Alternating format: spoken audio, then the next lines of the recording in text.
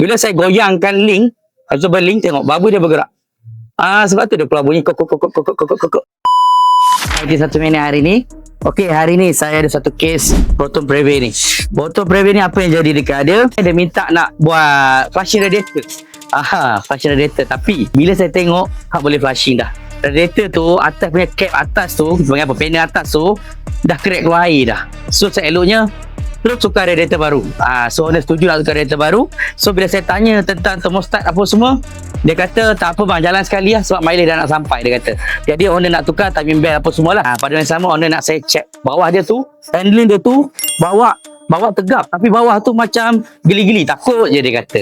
Satu. Nombor 2, masalah dia bila lalu jalan tak rata ke ada bunyi macam besi belaga kok. Macam tu.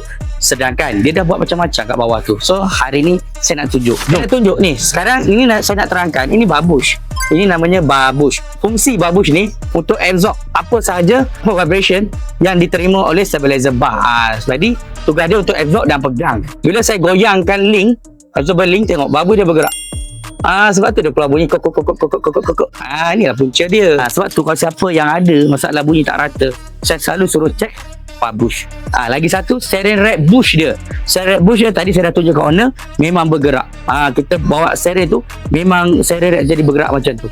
Sebab owner pakai steering rack bush yang warna biru tu. Saya selalu pesan, jangan pakai steering rack bush yang warna biru tu.